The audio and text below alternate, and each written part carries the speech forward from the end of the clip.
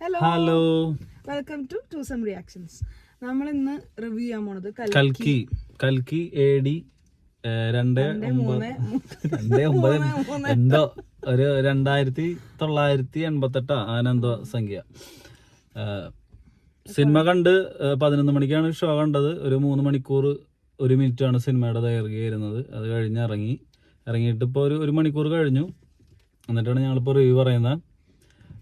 ഒരു തിയേറ്ററിക്കൽ പരിപാടി, തിയേറ്ററിൽ പോയിട്ട് കാണാൻ പറ്റാവുന്ന ഒരു അടിപൊളി ഐറ്റം ആയിട്ട് തോന്നി.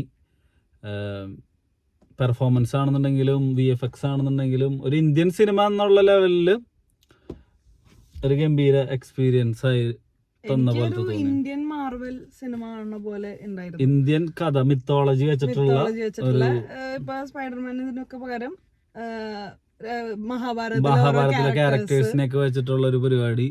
സിനിമ തുടക്കത്തിൽ തന്നെ ആദ്യം ഒരു മഹാഭാരതത്തിന്റെ ഒരു ഫ്ലാഷ് ബാക്ക് ഒക്കെ പറയുന്ന രീതിയിൽ സിനിമ തുടങ്ങി ഒരു ഡീസന്റ് ആയിട്ട് തുടങ്ങി.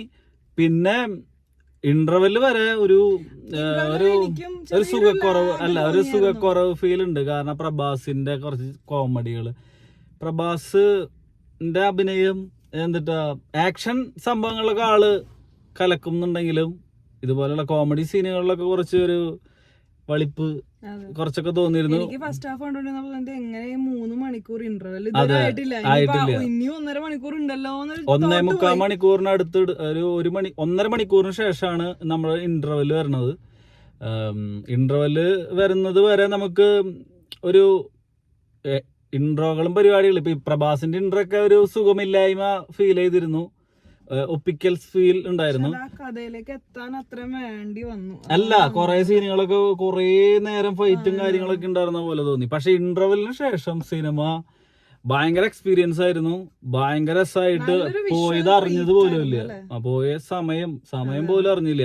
ശരിക്കും കാമ്പ് സിനിമയുടെ അല്ലെങ്കിൽ ആ കഥയുടെ മെയിൻ പരിപാടികളിലേക്ക് ഇന്റർവെല്ലിന് ശേഷമാണ് പോയത്. ഇന്റർവെല്ല് വരെ നമുക്ക് മോശം എന്നല്ല, ഒരു പുതുമയുള്ള പരിപാടിയൊക്കെ തന്നെയായിരുന്നു. പക്ഷെ കുറെ ചളി സാധനങ്ങൾ, ഇപ്പൊ മാർവൽ സിനിമയില് ഫൈറ്റും കാര്യങ്ങളൊക്കെ ഒഴിച്ചിട്ട് ബാക്കിയുള്ള സമയത്ത് ഇവർ ഇരുന്നിട്ട് വർത്താനം പറയുമ്പോൾ കുറച്ച് കോമഡികൾ ഉണ്ടാക്കും.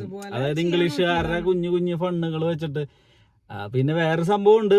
ഇപ്പൊ ഞാൻ ശ്രദ്ധിച്ചിട്ടുള്ള ഒരു കാര്യമാണ്, തിയേറ്ററിൽ പോയിട്ട് മലയാളത്തിലെ ഒരു സിനിമയില് അങ്ങനത്തെ ഒരു ചളി അല്ലെങ്കിൽ ഒരു കോമഡി പറഞ്ഞു കഴിഞ്ഞാൽ ചിരിക്കാത്ത ആൾക്കാര് ഇംഗ്ലീഷ് സിനിമയില് ഒരു കുഞ്ഞു കോമഡി ഇട്ട് ഓഹോ എന്ന് പറഞ്ഞ് ചിരിക്കണ കണ്ടിട്ടുണ്ട്. അപ്പൊ ഇത് അതുപോലത്തെ ഒരു ഫാന്റസി സിനിമയിൽ വരുന്ന കോമഡികളൊക്കെയാണ്. പിന്നെ ഈ വലിയ കോമഡികളൊക്കെ, അതെ, വലിയ മറ്റേ എന്താ സൂപ്പർ കാറും അതൊക്കെ വെച്ചിട്ടുള്ള കോമഡികള്, ഇപ്പൊ ബുജി അതായിട്ടുള്ള ഒരു സംഭവങ്ങളൊക്കെ നല്ല രസമുണ്ടായിരുന്നു. ആളുടെ ഒപ്പം എപ്പോഴും ഒരു റോബോട്ടിക് കാർ എപ്പോഴും കൂടെ ഉണ്ട്, ഒരു AI പോലത്തെ, അലക്സ ഒക്കെ പോലത്തെ. അമിതാഭ് ബച്ചൻ തകർത്തു. വെറുതെ അല്ല, അങ്ങനെയൊക്കെ ലിജൻഡ് എന്ന് വിളിക്കും. അതെ, അമിതാഭ് ബച്ചൻ ഒരു രക്ഷയില്ലാത്ത പെർഫോമൻസ് ആയിരുന്നു. പ്രഭാസും ഒരു നായകൻ എന്ന് പറയാൻ നമുക്കൊന്നും പറ്റുന്നില്ല. ആളൊരു ക്യാരക്ടർ ആയിരുന്നു ആ സിനിമയിലത്തെ. കൂടുതലും അമിതാഭ് ബച്ചൻ, പ്രഭാസ്, ദീപിക പദുക്കോൺ, അന്നബെന്നെ കിട്ടിയാണ് റോള്. കിടിലൻ റോളാണ്. നമ്മൾ ഒരിക്കലും വിചാരിച്ചില്ല അന്നബെന്നെ ഇത്ര നല്ലൊരു ആക്ഷൻ, ഫൈറ്റ്, വെടിവെപ്പ്, ആക്ഷൻ എല്ലാം കൂടിയായിട്ടുള്ള അതെ, ഒരു ക്യൂട്ട് സാധനം. അന്നബെന്നെ ഇപ്പൊ നമുക്ക് ആഗ്രഹം ഉണ്ടാവും. ഇപ്പൊ നമ്മളൊരു ആർട്ടിസ്റ്റ് ആണെന്നുണ്ടെങ്കിൽ, നമ്മൾ കേരളത്തിലാണ് ജനിച്ചു പോയെന്നുണ്ടെങ്കിൽ, ജീവിച്ച് മരിക്കുന്ന ആ ഒരു കാലയളവിൽ നമുക്ക് അഭിനയിക്കാൻ കിട്ടാന്ന് പറഞ്ഞൊരു ഡ്രാമയായിരിക്കും, അല്ലെങ്കിൽ റിയലിസ്റ്റിക് അഭിനയായിരിക്കും കിട്ടുക. പക്ഷെ അതിലൊരു പൊൻതൂവൽ എന്നൊക്കെ പറയില്ലേ, കിട്ടിയ ഡ്രീം പോലത്തെ ഒരു ക്യാരക്ടർ കിട്ടിയ, VFX ഒക്കെ ബ്ലെൻഡിങ് ഒക്കെ വെച്ചിട്ട് ഭയങ്കര സാധനം കിട്ടി. പശുപതി കമലഹാസന്റെ റോളൊക്കെ ഒരു ഗംഭീര, ക്ലൈമാക്സ് ഒക്കെ എനിക്ക് ഭയങ്കര രസമായിട്ട് വന്നിട്ടുണ്ട്. ആകെ ഈ കുറവ് എന്ന് പറയാൻ തോന്നിയത് ഈ പ്രഭാസിന്റെ കുറച്ച് ചളി സീനുകളുടെ കുറച്ച് വലിച്ചു നീട്ടലുകൾ മാത്രമാണ് ഒരു പ്രശ്നമായിട്ട് തോന്നിയത്. അതെ, ടൈമൊക്കെ ഭയങ്കര കൂടുതൽ എടുത്ത പോലത്തെ ഒരു ഫീൽ ഉണ്ടായിരുന്നു. ഏറ്റവും ഇഷ്ടപ്പെട്ട വിഷ്വൽ എന്താ പറയാ, മറ്റേ ദീപിക പദുക്കോന്റെ ഒരു ജയിൽ പോലത്തെ ഒരു ഇത് കാണിക്കില്ല, അതൊക്കെ ശരിക്കും ഇംഗ്ലീഷ് സിനിമ അല്ല, ഇംഗ്ലീഷ് നല്ല ബഡ്ജറ്റുള്ള സിനിമകളുടെ ഒരു വിഷ്വൽ ക്വാളിറ്റി ഇപ്പൊ ആ സ്ഥലം കാണിക്കണമെന്നുണ്ടെങ്കിലും അടിപൊളിയായിട്ട് ഫീൽ ചെയ്തിരുന്നു. അതായത് മെയിൻലി ഇന്ത്യൻ സിനിമയിലത്തെ ഒരു VFXന്റെ ഒരു നല്ലൊരു എക്സിക്യൂഷൻ ആയിട്ടാണ് ഫീൽ ചെയ്തത്. പിന്നെ തിയേറ്ററിലിരുന്ന് കാണുമ്പോൾ നല്ല കുറെ ആൾക്കാർ കയ്യടിയും ബഹളമൊക്കെ ഉണ്ടെങ്കിൽ നമുക്ക് ഭയങ്കരമായിട്ട് ഇഷ്ടമാവും. ഇതെന്ന് പറഞ്ഞു കഴിഞ്ഞാൽ എല്ലാ തിയേറ്ററുകളിലും ഈ സിനിമയാണ് ഇറങ്ങുന്നത്. പിന്നെ ഇന്ന് ഒരു വർക്കിംഗ് ഡേ ആണ് 11 മണിക്ക് ആയതുകൊണ്ട് നമ്മൾ ആകെ 5-10 പേര് പോലും തയ്ച്ചിട്ടുണ്ടായിരുന്നില്ല അല്ലെ. ഒരു 10 പേരൊക്കെ ഉണ്ടായിരുന്നുള്ളൂ സിനിമ കാണാൻ, ആകെ ഉണ്ടായിരുന്നത്. അപ്പോ അതുകൊണ്ട് കുറച്ചും കൂടി എക്സ്പീരിയൻസ് കിട്ടണമെന്നുണ്ടെങ്കിൽ നമ്മൾ ഭയങ്കര ഫുൾ ലോഡായിട്ടുള്ള ഒരു തിയേറ്ററിൽ ഇരുന്ന് കഴിഞ്ഞാൽ നമുക്ക് ഭയങ്കര എഫക്റ്റീവ് ആയിട്ട് തോന്നും. പിന്നെ സൗണ്ടിങ് VFX ഒക്കെ നമുക്ക് നല്ല പെർഫെക്ഷൻ ഫീൽ ഉണ്ട്. ബാഹുബലി ഒക്കെ നമുക്ക് തട്ടിക്കൂട്ട് VFX. പിന്നെ രാജമൗലി ഉണ്ട്, രാം ഗോപാൽ വർമ്മ ഉണ്ട്. കോമഡി അതൊക്കെ നല്ല രസം ഉണ്ടായിരുന്നു. അയ്യോ ആള് പിടിച്ച 5 കൊല്ലം പോകുന്നു അങ്ങനത്തെ കോമഡികളൊക്കെ. ശോഭന. പിന്നെ മ്യൂസിക്, പാട്ട് ഒരു സുഖം തോന്നിയില്ല എവിടേക്കൊന്ന്. പാട്ടുകൾ ബാക്ക്ഗ്രൗണ്ട് സ്കോർ ഒക്കെ നല്ല രസമായിട്ട് തോന്നി. സന്തോഷ് നാരായണന്റെ ബാക്ക്ഗ്രൗണ്ട് സ്കോർ. സിനിമാറ്റോഗ്രാഫി ഒക്കെ പിന്നെ ഒരു ഇംഗ്ലീഷുകാരനാന്ന് തോന്നുന്നു സിനിമാറ്റോഗ്രാഫി. കാരണം VFX ഒക്കെ ഉള്ള കാരണം നമ്മുടെ അവിടുത്തെ ആൾക്കാർക്ക് കൂട്ടിയകൂടാത്തോണ്ടായിരിക്കാം. അല്ല, അത് അങ്ങനത്തെ ഷോട്ടുകളും കാര്യങ്ങളും അതിന്റെ ഒരു ടെക്നിക്കൽ അറിവൊക്കെ വേണമല്ലോ. എല്ലാം കുറെ സിനിമകളുടെ, ഹോളിവുഡ് സിനിമകളുടെയും ഒക്കെ ഒരു പരിപാടി തന്നെയാണ് കഥാപരമായിട്ട്. പക്ഷെ നമ്മുടെ എനിക്ക് ആ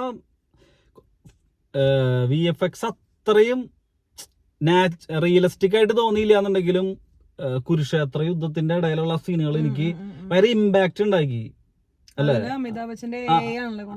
അതൊരു ചെറിയ പ്രശ്നം. പക്ഷെ ബാക്കിയുള്ള കുറെ സസ്പെൻസുകളുണ്ട്, കുറെ ആൾക്കാരുടെ ക്യാമിയോ ഉണ്ട്, റോളുകളുണ്ട്.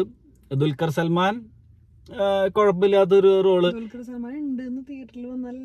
അതെ, അല്ലല്ല ഉണ്ട് ദുൽഖർ സൽമാൻ ഇതാണ് ആനയാണ്, കുതിരയാണ്, കൽക്കിയാണെന്ന് വരെ പറയുന്നുണ്ടായിരുന്നു ആൾക്കാര്. പക്ഷെ അവരൊക്കെ പറ്റിച്ചിട്ടുണ്ട്. ഇപ്പൊ ആളുടെ അതിന് മുമ്പത്തെ പടം മഹാനദി ആയിരുന്നല്ലോ. ദുൽഖർ സൽമാൻ ഉണ്ടായില്ല. അപ്പൊ ആ ഒരു സ്നേഹത്തിന്റെ പുറത്തൊക്കെ ഒരു ഇനി അവരൊക്കെ ഇവിടെ വരുമെന്ന് അറിയില്ല കേട്ടാ അടുത്ത പാർട്ടില്, സെക്കൻഡ് പാർട്ടില്. കാരണം കൊറേ സെക്കൻഡ് പാർട്ട് ആയിരിക്കും അടിപൊളി എന്ന് തോന്നിക്കുന്ന തരത്തിലുള്ള കൊറേ സന്ദർഭങ്ങളും പരിപാടികളും ഉണ്ട്. പിന്നെ ഈ അമിതാഭ് ബച്ചൻ കസറിയുണ്ട്, ഒന്നും പറയാനില്ല. അമിതാഭ് ബച്ചനും പ്രഭാസും തമ്മിലുള്ള ഫൈറ്റ് ഒക്കെ വന്നപ്പോഴാണ് നമ്മൾ കുറച്ചും കൂടി അടിപൊളിയായിട്ട് ഫീലിങ്സ്. അല്ല, എല്ലാം നന്നായിട്ട് ചെയ്തിട്ടുണ്ട് ആള്. നല്ല എഫക്റ്റ് ആയിട്ട് തോന്നിയിട്ടുണ്ട്. പിന്നെ